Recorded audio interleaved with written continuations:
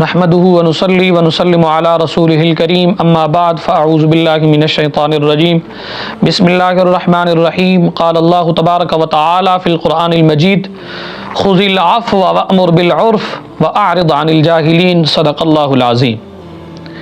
عزیزان من، آج کا جو ہمارا عنوان ہے وہ ہے لوگوں کو درگزر کرنے کی فضیلت، لوگوں کو معاف کرنے کی فضیلت، لوگوں کو اچھے انداز کے ساتھ پیش آنے کی فضیلت۔ رب ذوالجلال نے قرآن مجید کے اندر ارشاد فرمایا خذ العفو وأمر بالعرف وأعرض عن الجاہلین۔ رب نے فرمایا معاف کرنے کو اختیار کیجئے اور نیکی کا حکم دیجئے اور جاہل لوگوں سے اعراض کیجئے۔ سیدنا حضرت انس بن مالک اس حدیث کے راوی ہیں، الترغیب والترہیب کے اندر یہ حدیث پاک موجود ہے۔ سرکار علیہ الصلوۃ والسلام نے ارشاد فرمایا قیامت کے دن جب لوگ حساب کتاب کے لیے کھڑے ہوں گے تو ایک منادی اعلان کرے گا، ایک صدا والا صدا دے گا، علل اعلان یہ آواز بلند کرے گا، یہ صدا ہر کونے سے بلند ہوگی۔ وہ کیا ہوگی؟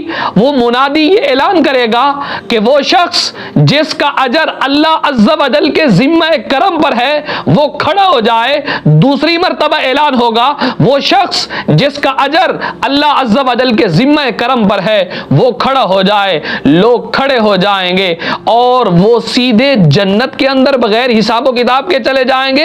لوگ پوچھیں گے یہ کہاں جا رہے ہیں اور یہ کون لوگ ہیں، یہ جنت کے اندر کیوں جا رہے ہیں؟ تو میرے نبی پاک صلی اللہ تعالی علیہ وسلم نے فرمایا یہ وہ لوگ ہیں جن کا اجر اللہ عز و جل کے ذمہ کرم پر ہے۔ یہ لوگوں کو معاف کرنے والے تھے، لوگوں سے عفو اور درگزر کرنے والے تھے۔ انہوں نے لوگوں کو معاف کیا ہے، اللہ نے انہیں معاف کر دیا ہے۔ اسی طرح جناب سیدنا حضرت عقبہ بن عامر کہتے ہیں سرکار علیہ الصلوۃ والسلام سے ایک دن میرے ملاقات ہوئی۔ سرکار علیہ الصلوۃ والسلام نے میرا ہاتھ پکڑ کر ارشاد فرمایا اے عقبہ، کیا میں تمہیں دنیا و آخرت والوں کے اچھے اخلاق کے بارے میں نہ بتاؤں؟ میں نے عرض کی ضرور، ارشاد فرمائی یا رسول اللہ صلی اللہ تعالی علیہ وسلم۔ سرکار علیہ الصلوۃ والسلام نے فرمایا اے عقبہ پھر سن، جو تم سے قطع تعلق ہی کرے تم اس سے تعلق کو جوڑو، جو تمہیں محروم کرے تم اسے عطا کرو، جو تم پر ظلم کرے تم اسے معاف کر دو۔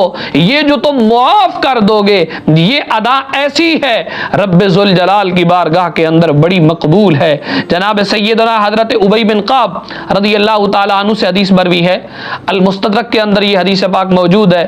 سرکار علیہ الصلوۃ والسلام نے فرمایا جسے یہ پسند ہو کہ اس کے لیے جنت میں محل بنایا جائے، اس کے درجات بلند کیے جائیں، اسے چاہیے کہ جو بھی اس پر ظلم کرے وہ اسے معاف کر دے، جو اسے محروم کرے وہ اسے عطا کرے، جو اس سے قطع تعلقی کرے وہ اس سے تعلق کو جوڑے۔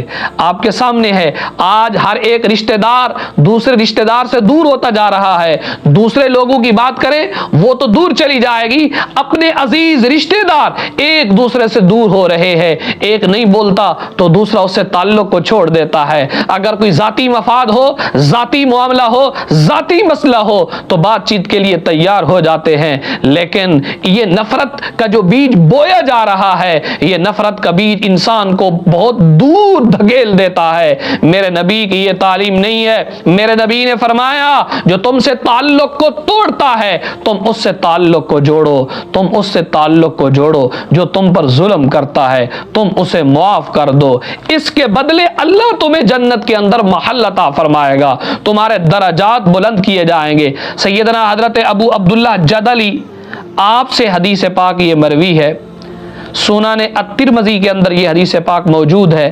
آپ کہتے سرکار علیہ الصلوۃ والسلام سے حسن اخلاق کے متعلق پوچھا گیا کہ سرکار علیہ الصلوۃ والسلام کا حسن پاک کیسا تھا؟ تو آپ کہنے لگے میرے نبی نہ کبھی بری بات کرنے والے تھے، نہ برے کام کرنے والے تھے، نہ بازاروں میں شور مچانے والے تھے، نہ ہی برائی کا بدلہ برائی سے دینے والے تھے، بلکہ میرے نبی تو معاف فرمانے والے اور درگزر کرنے والے تھے۔ تو سرکار علیہ الصلوۃ والسلام کائنات کے والی، کائنات کے سردار، دونوں جہانوں کے سردار، ان کا طریقہ کار، ان کی تعلیم تعلیم پاک، ان کا کردار، سرکار علیہ الصلوۃ والسلام کی تعلیم ہمیں یہ درس دیتی ہے، سرکار کا اسوہ ہمیں یہ بتاتا ہے کہ جو تمہیں برائی کے ساتھ پیش آتا ہے تم اس سے بھی اچھائی کے ساتھ پیش آؤ، جو تم پر ظلم کرتا ہے تم اس پر ظلم نہ کرو بلکہ تم اسے معاف کر دو، تم اسے معاف کرو گے رب ذوالجلال تمہیں معاف فرما دے گا۔ آخری حدیث جناب سیدنا حضرت ابو ہریرہ رضی اللہ تعالیٰ عنہ سے مروی ہے، سرکار علیہ الصلوۃ والسلام نے فرمایا جو شرمسار شرمندہ بندے کی غلطی کو معاف کر دینا، شرمندہ بندے کی غلطی کو معاف کر دے، اللہ عز و جل قیامت کے دن اس بندے کو معاف فرما دے گا۔ عزیزان من، میرے نبی کی یہ تعلیم ہے، امید واسق ہے، رب ذوالجلال مجھے اور آپ سب کو اس پر عمل کرنے کی توفیق رفیق عطا فرمائے۔